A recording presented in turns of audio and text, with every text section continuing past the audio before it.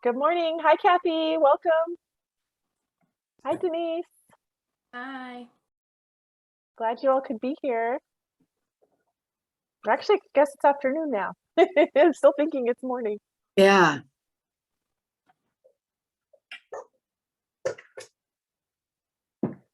Well, we can get started. We're All right. a little after 12. Thanks, Senya.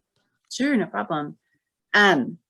So I'm glad to see you all here, and I'm looking forward to having a good discussion with you about cheating and plagiarism and just all of the fun that comes with that in our new online lives. Not that it's not something that hasn't been around forever. This is a continuation of a discussion that we started a few months ago. I'm trying to remember, Nicole, what was the date of the original discussion? It was in October of last year. I was like, I was going to say October, but that just seemed like such a long time ago. It does. And so just in terms of what I wanted to share with you today, and then some of the topics for discussion, really center around authentic assessments and the discussion that's building there. And I know in some cases that's a practical solution, possibly. In other areas, maybe less so. But it certainly has been a topic across the state and across the nation. Our last statewide online coordinator meeting, the entire focus of the presentation that we had was on the problems with cheating and plagiarism in online learning. The Chronicle of Higher Ed yesterday had an article that was shared out through the chancellor's list that was talking about the prevalence of cheating in online education. And I think it's really in many ways a problem of scale. There's always been cheating in online education, but with the move to the pandemic, with everything online, it just became a much more visible issue. And so I'm going to go ahead and share my screen with you all. Oh, and Nicole, would you give me the ability to share? And I kind of wanted to start with something a little fun and then dig into some discussion about what we're actually doing in our classes and what can we do as we try to get students to really learn. Let's see. Is it allowing you to share? Yes, it is. Oh, good. Okay. So, these controls down.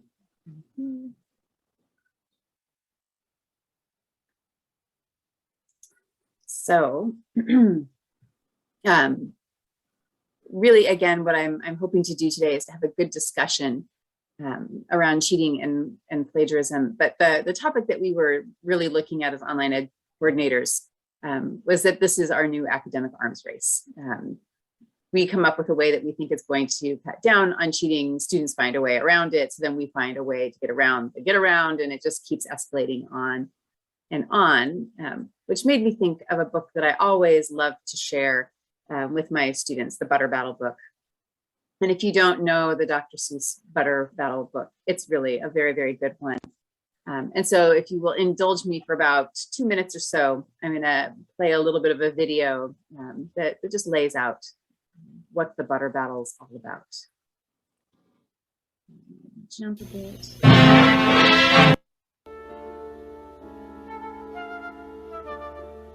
And let me know if the sound is working okay.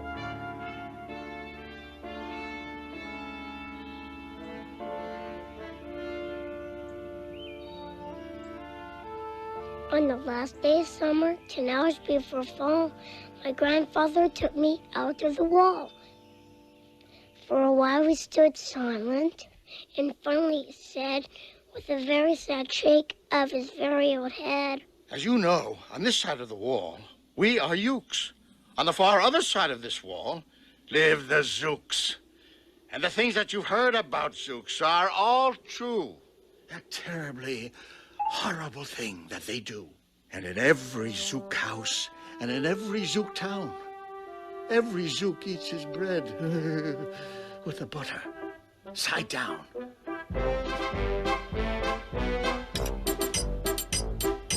Butter, butter, butter bright. Every morning, noon, and night. Spread your bread and spread it right. Pat, pat, smear, smear. Pat, pat, smear, smear. Pat, pat, butter side down. we Ukes, when we eat, when we breakfast or sup, we spread our bread right, with the butter side up. 'Cause of course you remember our bread spreading rule that you learned as a lad back in bread spreading school. On my honor as a Uke youth, I do solemnly swear to spread up on top here and never down there. On my honor as a Uke youth, I do solemnly swear to spread up on top here and never down there. That's the true, honest way.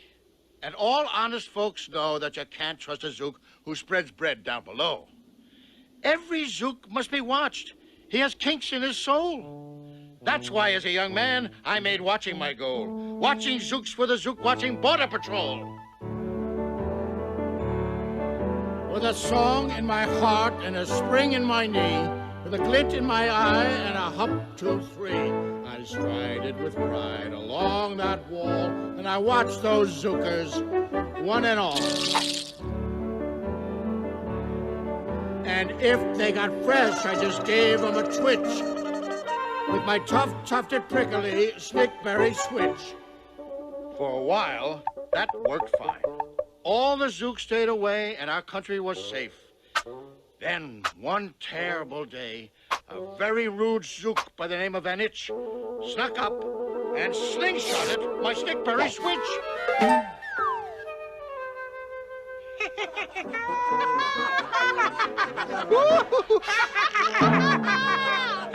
Hurrah, hurrah, side, back aside, down. So it makes me laugh because it sort of feels that way, right? You come up with this great idea that you think is going to be fantastic, and then you find it on Course Hero. You're like, they're getting around me. And I think this is really a nice Cold War look at an ongoing battle in many forms. What we know is that cheating is easier than ever because of things like Course Hero, Chegg, that cheating is cheaper than ever.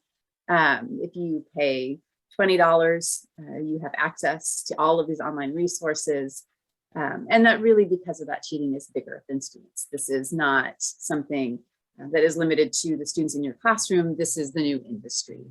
And so the Academic Senate passed a resolution that I hope will start directing some action on part of the statewide Academic Senate. So this was done at the plenary session, that said that the solution is, of course, not to give up on online ed, but instead to really begin to start pressuring some of these bigger industries that are feeding off of cheating.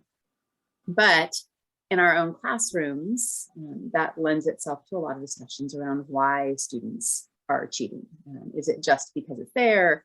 In the little Butter Battle book, it's sort of this idea that there's something inherently wrong with the Zooks or the Ukes because of the way that they butter their bread. And I think sometimes we can take that same approach to looking at students. There's something wrong with them, but really there are a lot of factors that lead into why a student will cheat. So just in terms of opening it up to the group, what are some of the things in your experience that you think lend to students' decisions to cheat? Feel free to type into the chat or to unmute and share.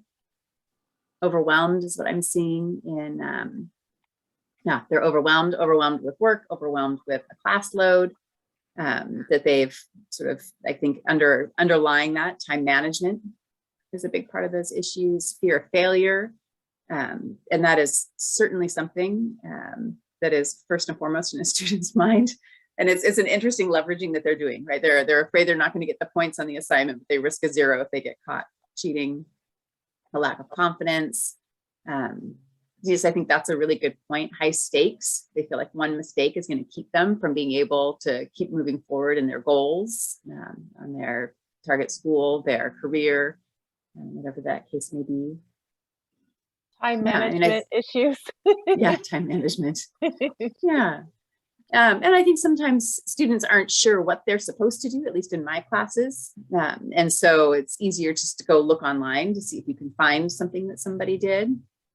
And I think that's also a really good point, Catherine, what you put into the chat, that they haven't gotten caught yet. It's worked before. Why not? So that, all of these I think play into that. So we're kind of in this arms race, things are going.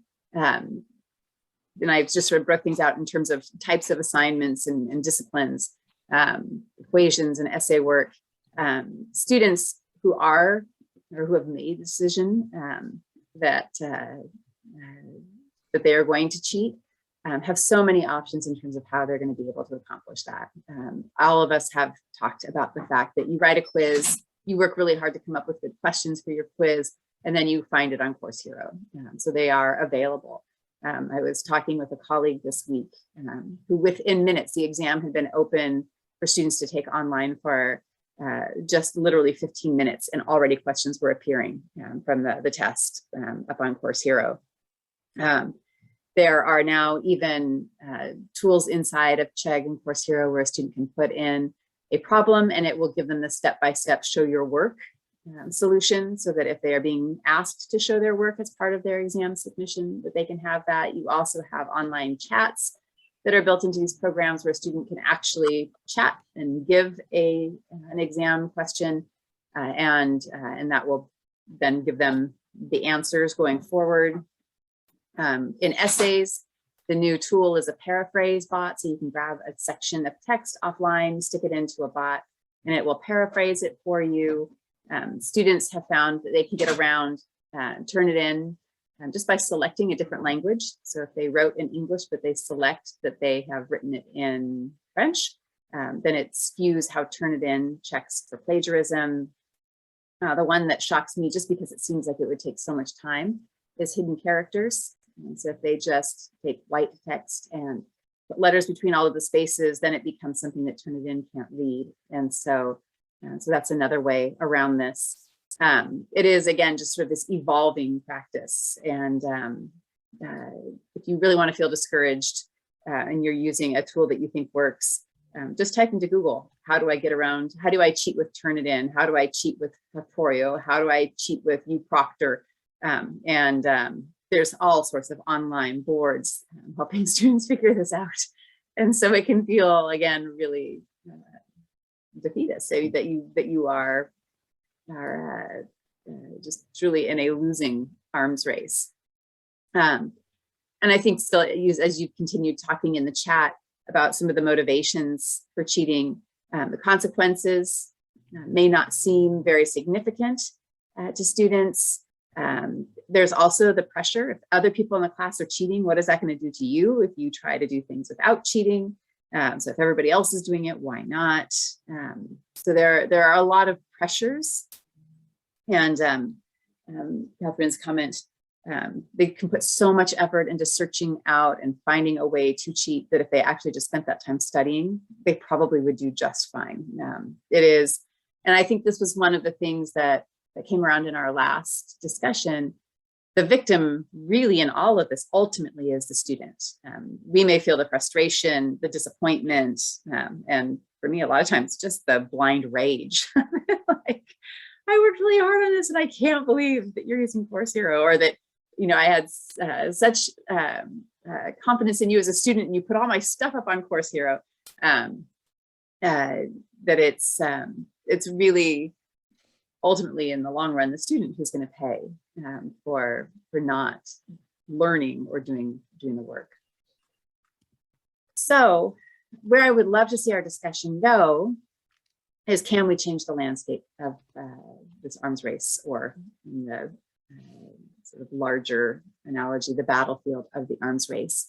And really from the statewide association of online coordinators to Academic Senate to the Chronicle of Higher Ed, really what they're coming to is this idea of authentic assessments.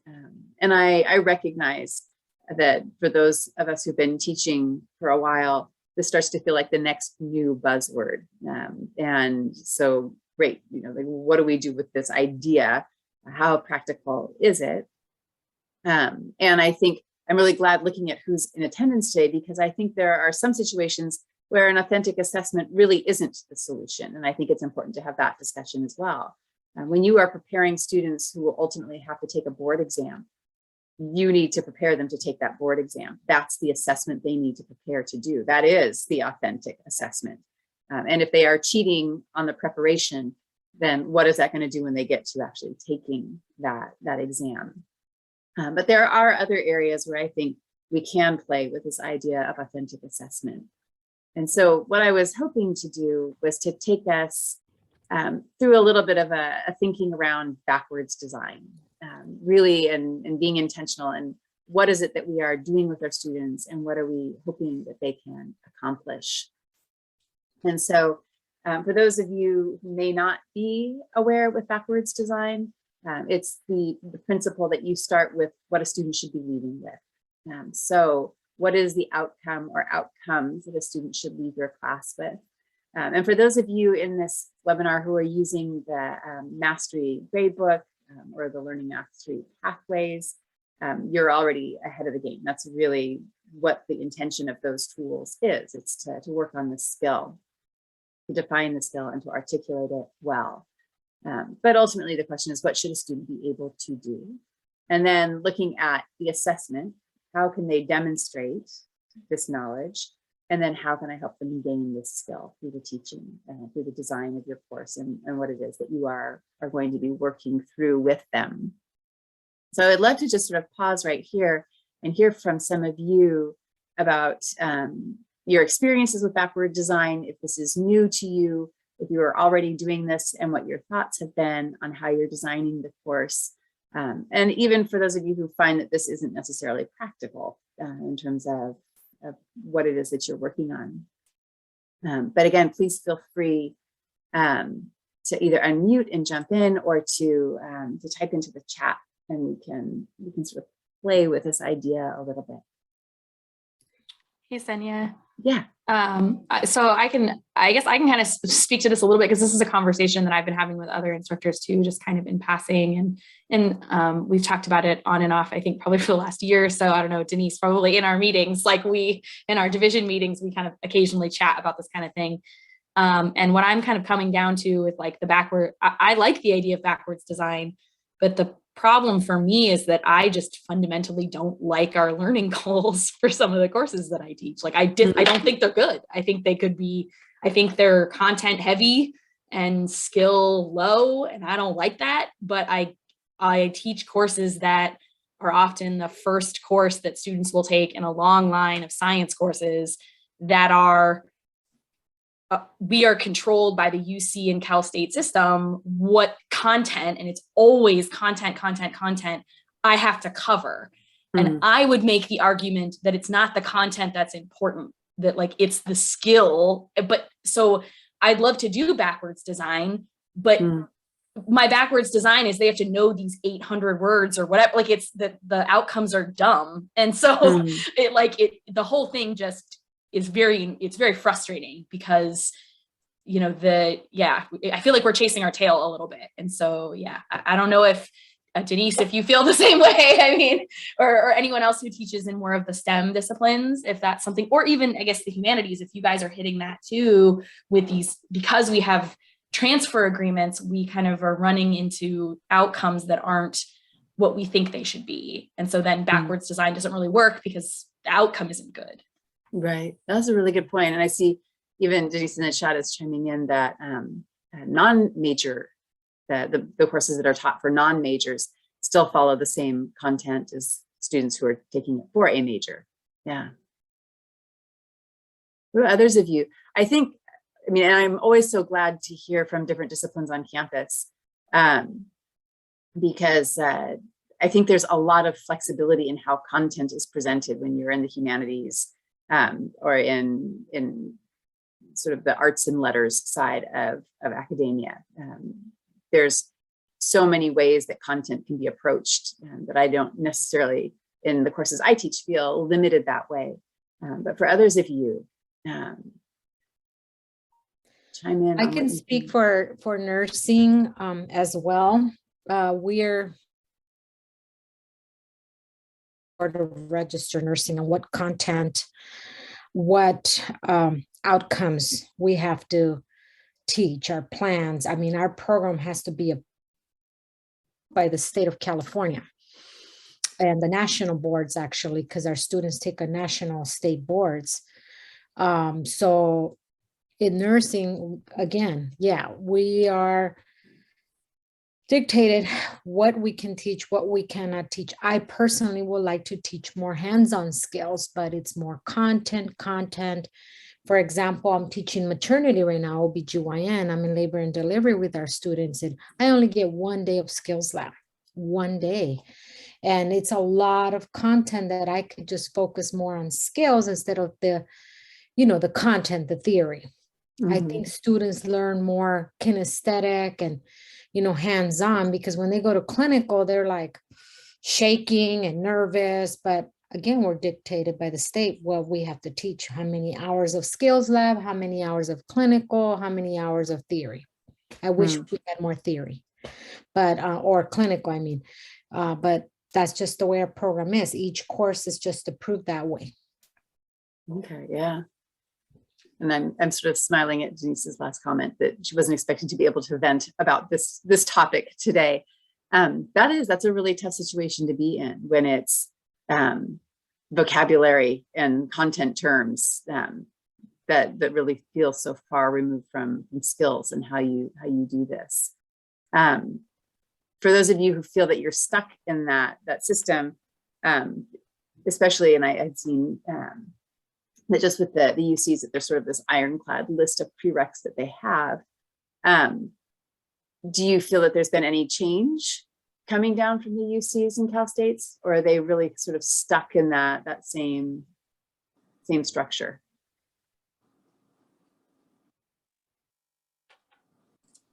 I mean, I think it, again, in the STEM disciplines, it's my feeling, and maybe this is just like my own baggage that I carry, but I feel like they look down on our students, like the community college students, like the bio majors that are coming from community college. Well, those are the kids that were too dumb to get into a UC. And so they better know their P's and Q's and know all the terms and do the Latin names and all that crap, as if that is somehow a measure of their intelligence rather than a skill set.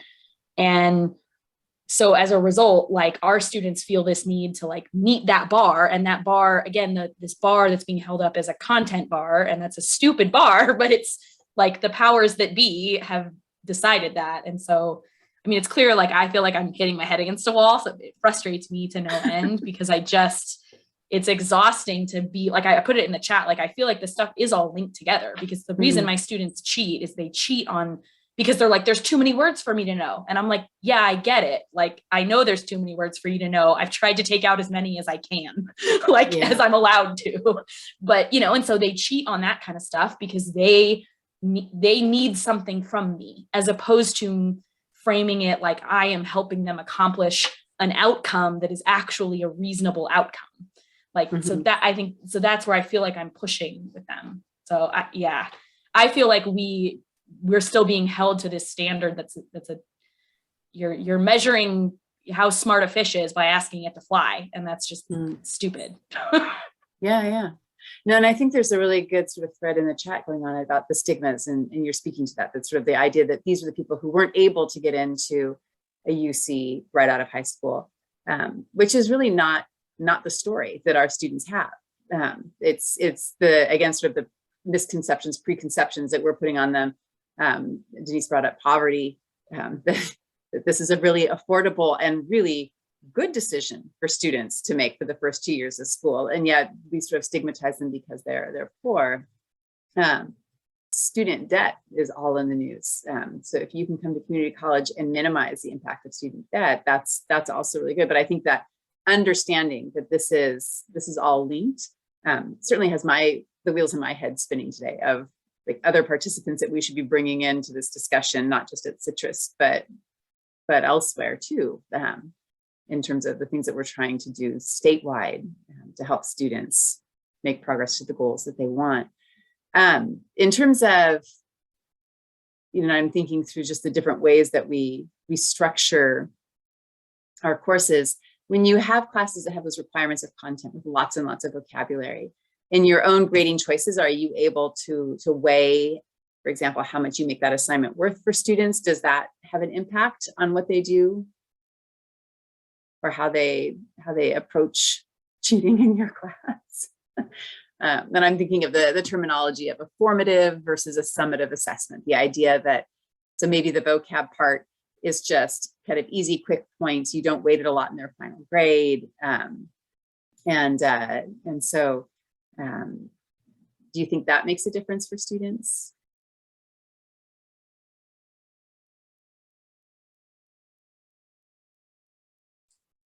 Yeah, I mean, again, I think it helps a little, like, and I've tried to do that, but we're also, I think, hemmed in a little bit when you, and I don't know, maybe other people who teach courses that multiple instructors teach.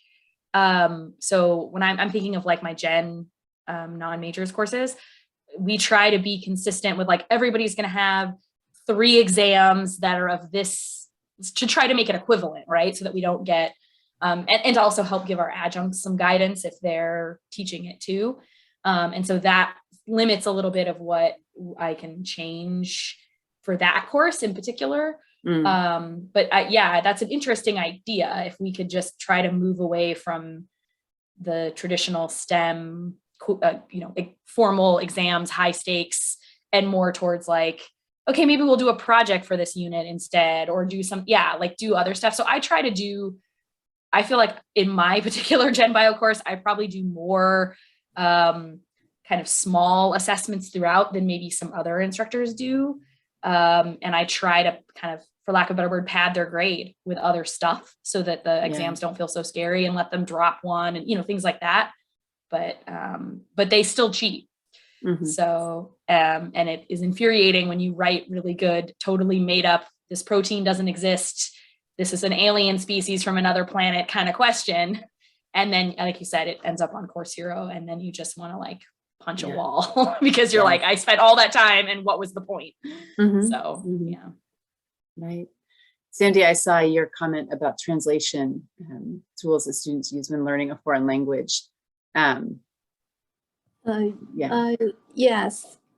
For now, now we are in person, so I'm good.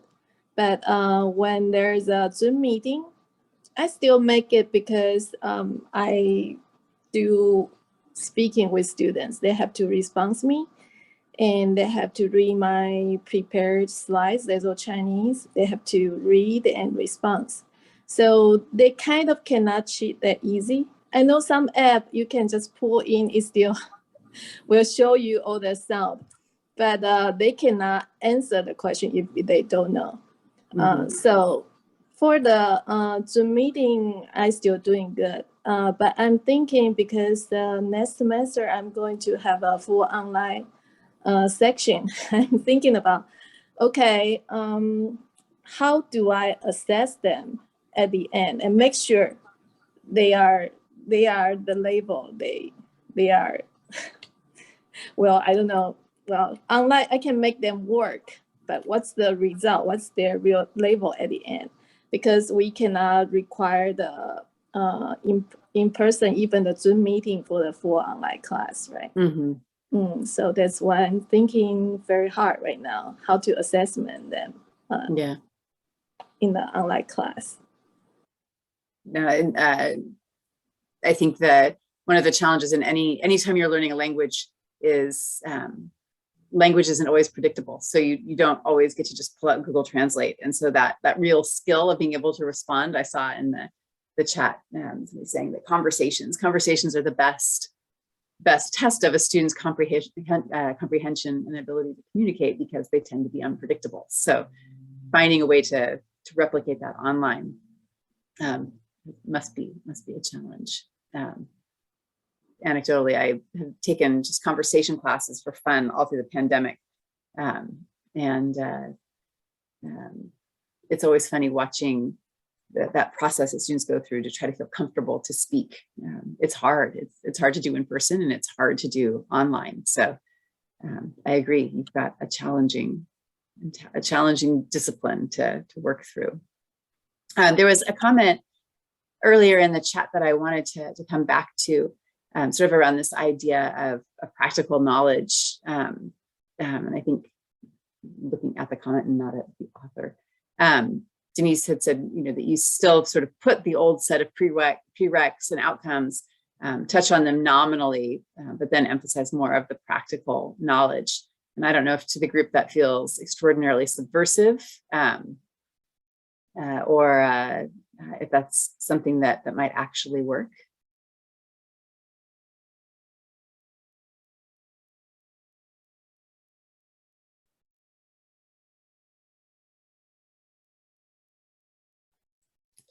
So where I wanted to take us is looking at sort of the ideas around authentic assessment, and so sort of playing with that idea, maybe in the case for those of you who feel trapped by the outcomes and prereqs that you have. I'm sort of struck with sort of the first two questions that I have over here. What are you assessing? And is it what you want to assess? With what you had said, Catherine, about asking a fish to fly. So you're great in this bowl and you're swimming, but now fly. That may not really be what you need to assess for the fish, that you're really trying to understand what it is that you are assessing. The example that was shared with the statewide was some faculty trying to deal with the prevalence of cheating in math classes were asking students to write explanations of how they got to their solution. So now you've layered assessments. You have a math equation that they're solving, but now you're also looking at their writing. And so is that something that you want to be looking at all, or that you need to be looking at? These kind of mixing the skills. So in terms of what is it that you are assessing, I'm hearing from those of you in the sciences or in STEM that content is what you are assessing, but what you would rather assess are the skills. Is that accurate? Yeah, I mean, we assess some skills and in some courses more than others, but now that I'm on campus for labs. So in labs, I can assess skills, which is great. Mm-hmm. But yeah, a lot, especially in the general stuff, it's more at least to me, it feels like content as opposed to skills in scientific literacy or things like that, which is what I'd rather be assessing, but those aren't in our outcomes. Mm-hmm. At least not directly. I'd have to kind of backdoor it like Denise suggested, which is a really good idea. So let me get tenured, hopefully next year, fingers crossed, Denise, and then it's going to get wild in my classroom. No, there you go. You're going to take that tenure for a walk. Yes, I am.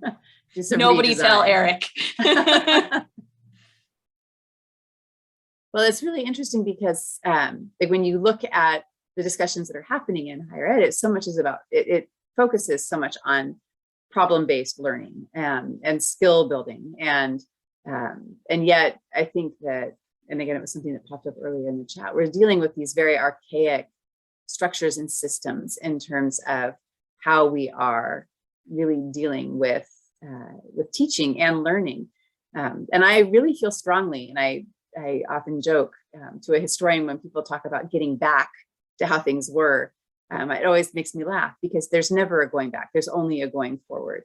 And I think we're in a tremendous opportunity right now coming out of the pandemic to really start shaping and defining what that forward is, that we are going to have remote learning and online education occupying a larger presence in all educational systems. We are going to have students who are going to have different sets of skills because of having lived for 2 years within the pandemic. And so there are opportunities in that. And so I think a lot of the discussions are to help support students moving forward. We've had some good discussions in the online ed committee about tech support for students, lending libraries, making sure that they have the tools if you're going to ask them to do video assignments or whatever the case may be, that they have cameras, and making sure that those things are available to students. But at the same time, I think there's also a real value, a greater appreciation for the skill learning.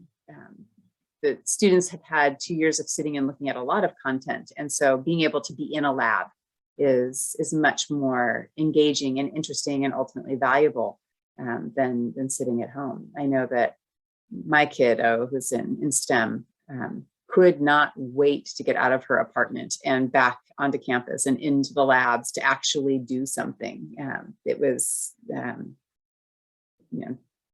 revolutionary for her in terms of being able to continue to learn, but in a way that she felt was really beneficial. I haven't kept up with the chat. Are there some good questions or comments? A little bit more about being a post-tenure subversive course designer.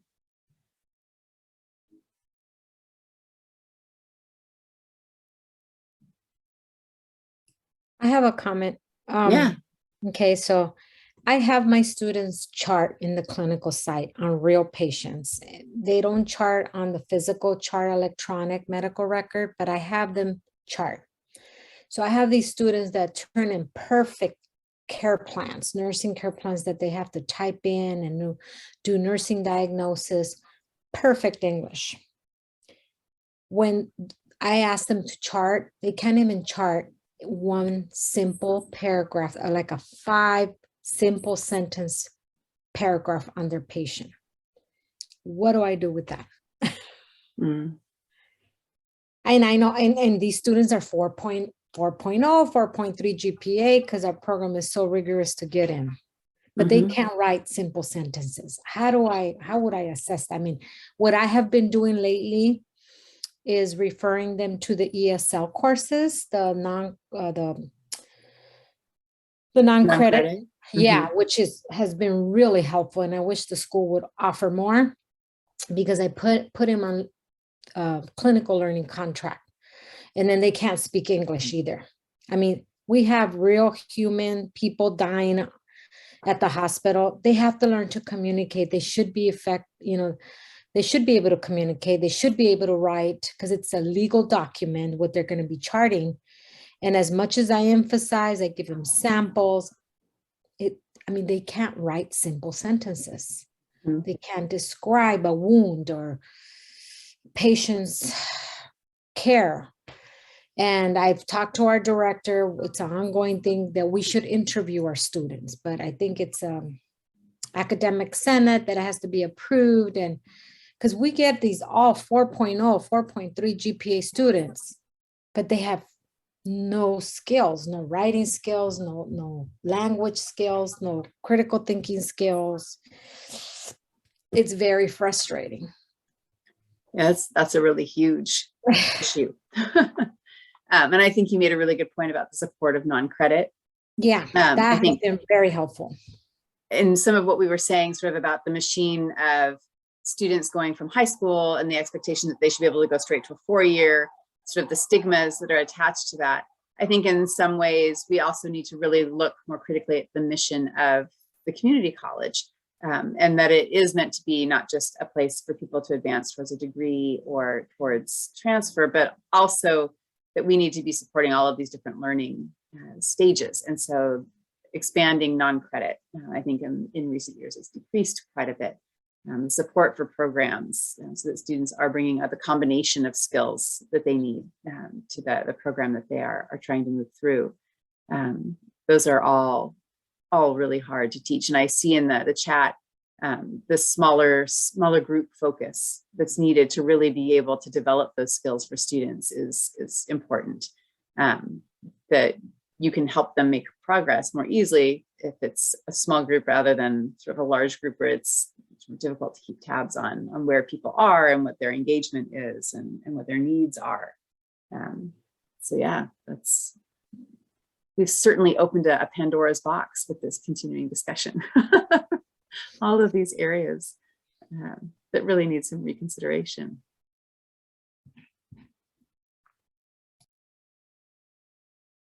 So in terms of that idea around authentic assessments, really, again, what this is driving towards is skill-based. And I think a lot of what you are all contributing to the discussion is really important, because I think you're showing very clearly the gap between what we are saying that we are going to do in our classes and what we're setting up in the outcomes and what we feel like students should be doing. And so again, these are discussions certainly to carry beyond just this workshop. But I think that in terms of like bringing this around into our launch pad of why students are cheating, one of the things that's hard, and as I was asking about that balance between a formative and sort of the big test summative assessment, I think one of the reasons students cheat is that we in online courses put so much into them and they feel overwhelmed. There's a lot to do. And so you might have all of these little formative assessments that are meant to help them build content knowledge. And they just feel like this is not helping me at all. And it's a waste of my time. And so I'm going to find the quickest answer to it that I possibly can.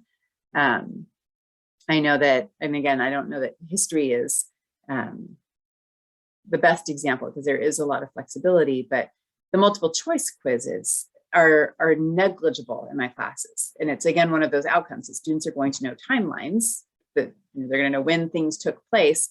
But I was joking with a colleague that even I am using Siri to look things up. I have students, fact check me real time in class. I'll say, I can't remember if it was this year or that year. Somebody asks Siri and see what she says. And it's sort of the age of the technology. And I think it was Denise in the chat who said we have all of this extra access to information that didn't exist when we were students. So we have students who are learning in a fundamentally different reality. And certainly waiting for Siri to spit back when Genghis Khan consolidated the Mongol Empire isn't going to endanger anybody's life. But in your fields, and I'm thinking maybe particularly of you, Noemi, is there that opportunity for quick reference that didn't exist before? Or is this really knowledge that students are meant to hold in their heads? Students do have access. I mean, they can buy a care plan. They have a lot of apps. They can look up stuff, which is great. They can look up resources, and I'm fine with that. But what the Board of Registered Nursing is doing is they're going to a next generation testing, meaning it's case studies. They're going to be looking at the chart. It's not multiple choice. It's not all going to be multiple choice. Next year, we already started implementing the test questions. So basically, they're doing case studies, and they're from that case study or that situation, they're going to be answering questions. It's not going to be simple multiple choice or select all that apply. The state board has realized, because at hospitals, when they're hiring these new grads, they're like, they have no critical thinking skills. They have no soft skills. They can't even go in there and say good morning to a patient anymore. So the state board is, because faculty instructors have complained and say, they buy the test banks from the books. I don't care. So they are implementing new strategies. Also, we, at least our department, is buying resources like online programs, like virtual case studies with like patients where you go in the room. So that's helping, but those programs are very costly. And we are, like last year we had a pharmacology resource, but this year we can't afford it, depending on our budget. So we are accessing available resources to help us with these issues. I'm sort of intrigued by what you're saying about the changes in the board testing of being case studies, because that seems hopeful. That really is moving towards a demonstration of skill rather than of just knowledge, of just content,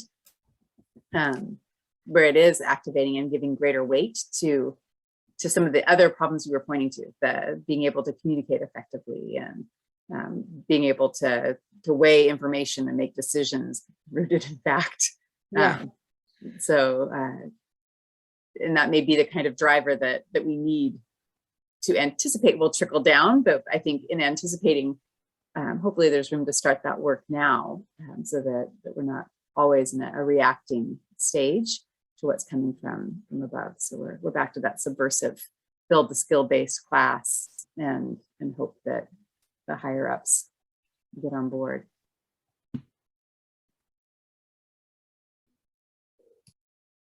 Nicole, I keep trying to catch back up with chat, but please let me know if there's a question or comment. Sure, yeah, definitely. Bring in. One of the things that, in terms of cheating, that has been recommended is when you're thinking of a larger assessment, thinking through multiple ways of having students demonstrate that assessment. So the idea that you design your assessment and you only offer one option is going to automatically put some students in a position of strength and others much less so. Again, anecdotally using history, writing is what historians do. And if a student comes in with strong writing skills, they automatically have an advantage over students who maybe are struggling to write. But if I were to create an assignment where maybe instead of writing something out, a student does a graphic representation. So sort of in the idea of a graphic novel, maybe it's a student who has great artistic ability and this is an easier way for them to express than an essay format. Then I am still having them demonstrate their understanding of that concept or that time period, but I've given different avenues for students to try to reach that goal.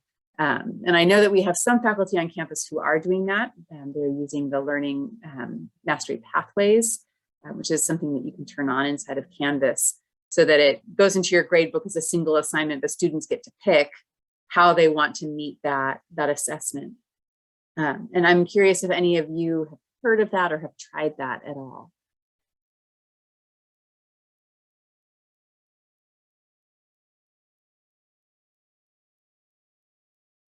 It's sort of an interesting way to be thinking about sort of that skill rooted.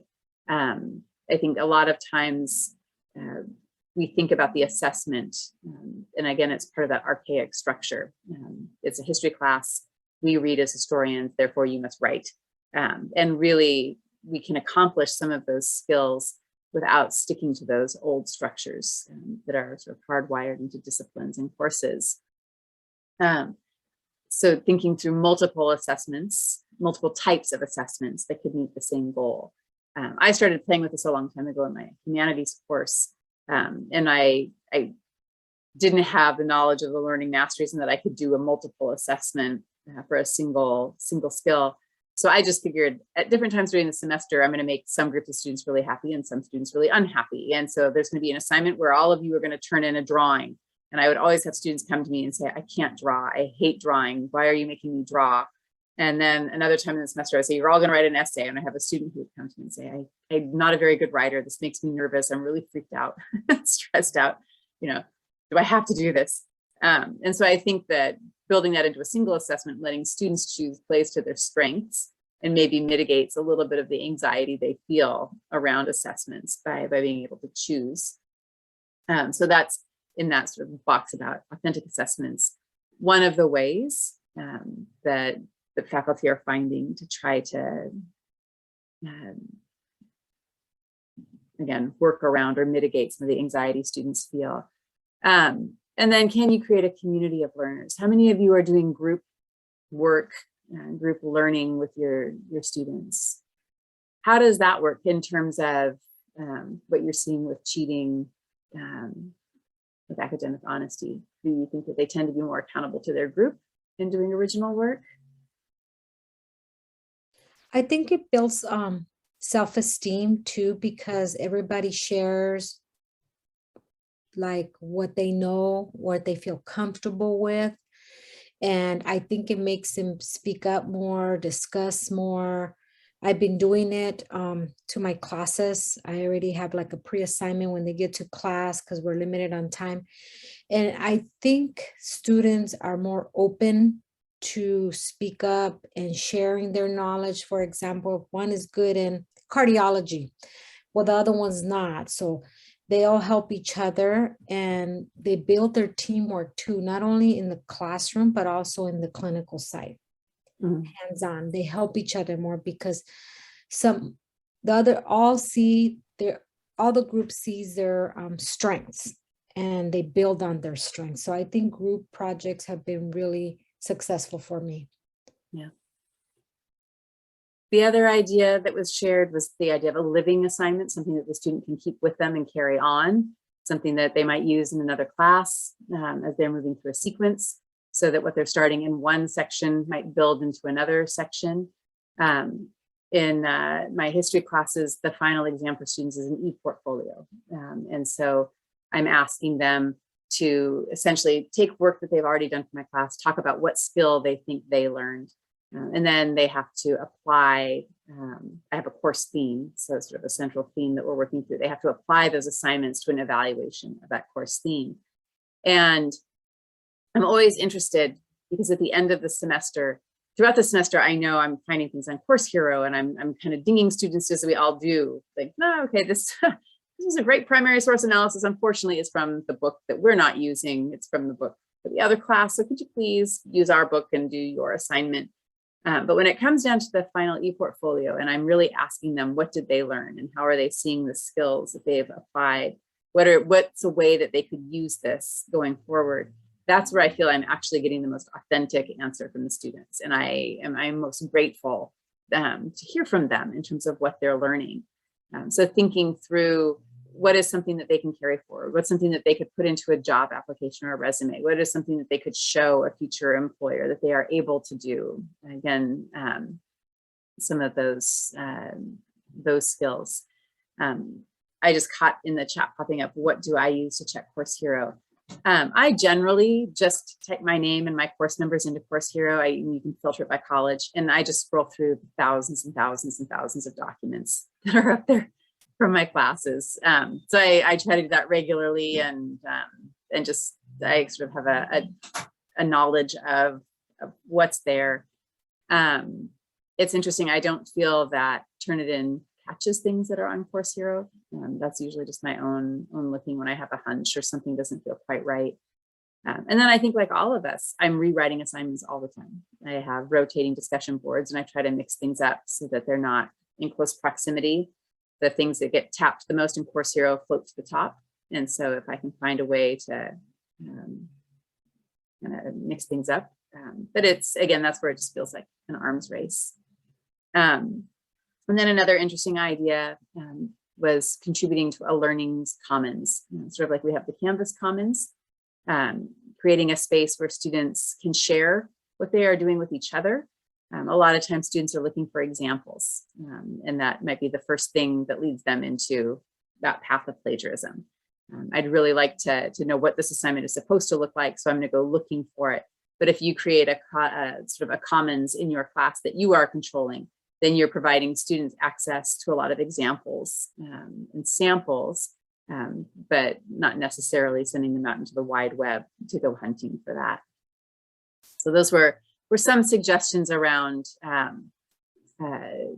authentic assessments that came up again in the different pools.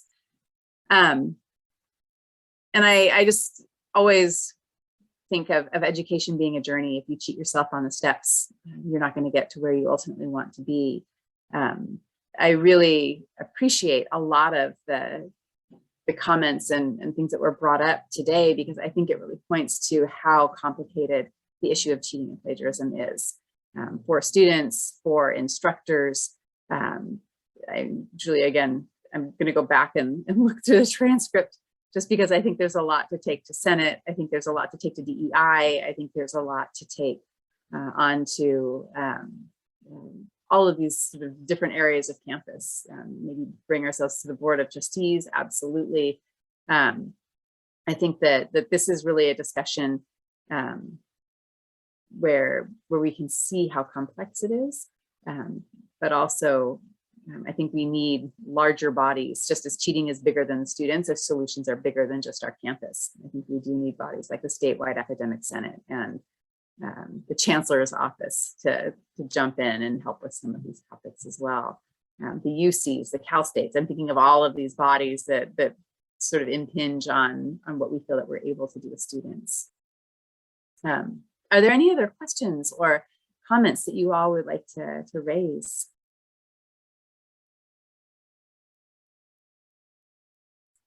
I just think we kind of talked about this in the last workshop. We need like an anti-cheating campaign to where we really focus on the consequences. And like, as Noemi was talking, you know, someone could die because they didn't learn the proper procedures in healthcare.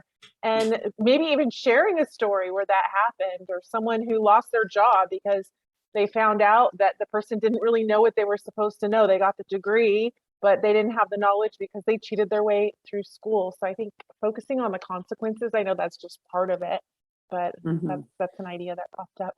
Well, we just had an Well, incident where the nurse drew up the wrong medication and gave it to the patient, which was a simple medication that she shouldn't have drawn up. You guys probably heard it on the that nurse.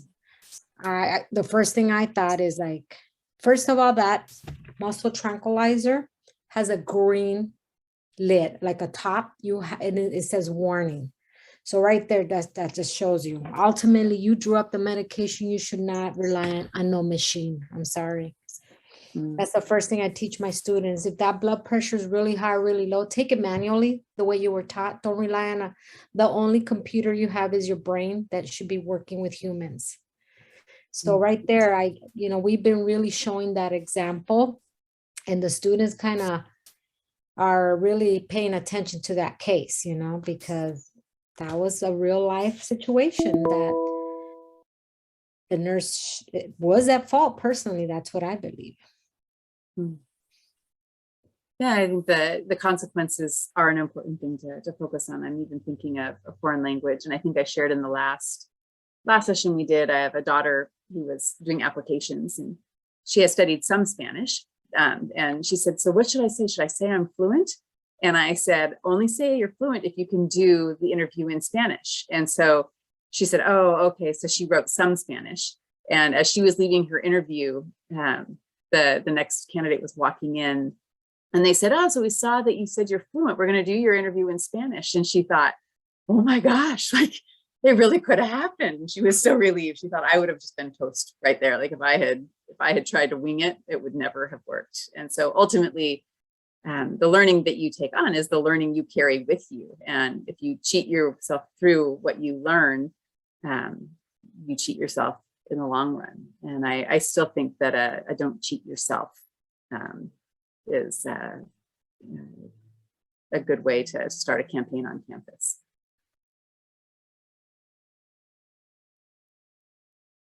Yeah, conversational. We must put on conversational. I sometimes even go one lower and say travelers level. I can ask where a bathroom is. Leave it at that.